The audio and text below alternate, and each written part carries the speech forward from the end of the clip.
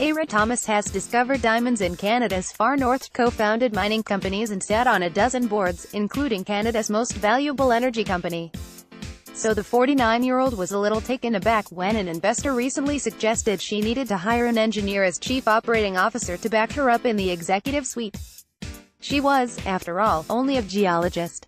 "I'm 30 years in this business," says Ms. Thomas, who took over as chief executive of Vancouver-based Lucara Diamond in February.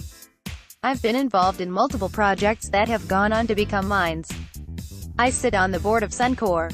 And I just wonder if a male, newly appointed CEO with the same credentials would have faced the same commentary. Therein lies one of the biggest hurdles to getting more women into top jobs in mining, the conviction that leaders need to start out building mines, typically in remote locations, in order to run them.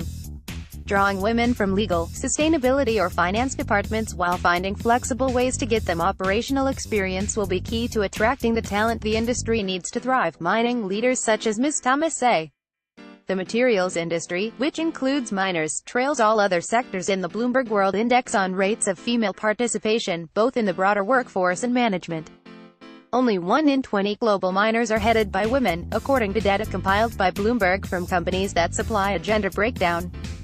Ms. Thomas cut her teeth mining, spending childhood summers exploring the north with her prospector father.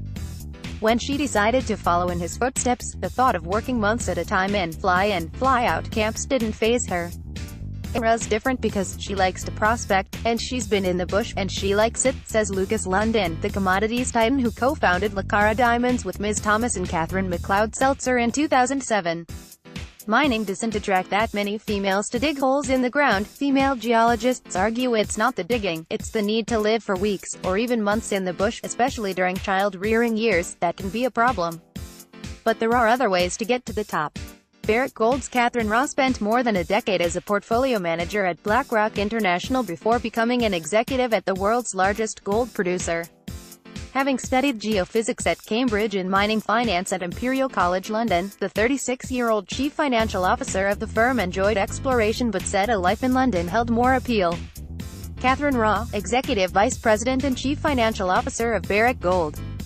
Vanessa Danielli, Bloomberg. "There's this bias of senior management, that a CEO can only be a miner, they have to have got their fingers dirty building things," Ms. Raw says. "What that has led to is a lack of understanding of how really to add value, and it's not just about production, as miners are increasingly asked to demonstrate the benefits they bring to society." Ms. Raw and Ms. Thomas say diverse backgrounds are key. Management teams need to be politically, environmentally, socially and financially adept, as well as strong on the technical front, Ms. Raw says. Ms. Thomas says more women will help the sector innovate and become more transparent, and that will also help attract the millennials who will be their next workforce. Read more. Omani women call time on workplace discrimination. More legislation on the way to improve the status of women in UAE. Ms. Raw was pregnant in 2015 when executive chairman John Thornton asked her to join Toronto-based Barrick. She suggested they talk in a year. He wasn't fazed and helped her make it work. She joined the miner 2 months before her daughter was born, but worked from London. After the birth, she took 3 months leave and worked from home for another 4. She joined her colleagues at the Canadian headquarters in January 2016. 3 months later she became CFO. Companies are finding creative ways to boost their female ranks. BHP Billiton, which is aiming for a gender-balanced workforce by 2025, has sought to poach female employees from other careers, including nurses, emergency call center operators and military logistics experts. Billionaire Gina Rinehart has targeted women's sports teams for recruits for Royal Holdings iron ore mine in Western Australia. Targets are also becoming more common. Toronto-based nickel miner Sherritt International is part of a voluntary initiative that calls for Canadian companies to boost female executives to 30% by 2022. Currently only 1 of its 8 senior executives is female, and 2 of 8 board members. Keeping women in the pipeline is also important. When Sherritt began gathering data on its female workforce, it discovered it was hiring women at a faster rate than its 15% average suggested, but losing them even more quickly, says CEO David Path. The company is looking for ways to reduce the amount of work that needs to be done at remote locations and rethinking how much mine experience executives really need, because there just aren't a lot of women with 20 years of operational experience. Finding qualified women for board positions is much easier, Mr. Path says, a claim borne out by the data. Women directors at mining companies in the Bloomberg World Index has risen to 13% from 5% in the past 5 years. Women dominate the board at Australia's Fortescue Metals Group, the world's fourth-largest iron ore exporter. CEO Elizabeth Gaines is also female, as is its deputy CEO. We are seeing more women on boards, but in the C-suite and in executive roles, that's somewhere where we are not making much progress, says Ms. Gaines, an accountant and former travel industry executive who was promoted from CFO to lead the company in February. While quotas would speed things up, they make all three women uncomfortable.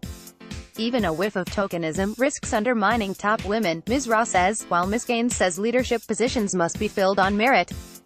If I had thought for one moment, when I showed up for my first Suncor board meeting, that I was a box-ticking exercise, I think it would have killed my ability to participate effectively, says Ms. Thomas. It was intimidating enough as it was, then there's the issue of children. Ms. Raw's husband is self-employed, providing another level of flexibility. Ms. Thomas is a single mother but has a vast network of family, who live minutes away. Keeping new parents engaged isn't easy and miners are trying different ways to help employees balance the demands of work and family.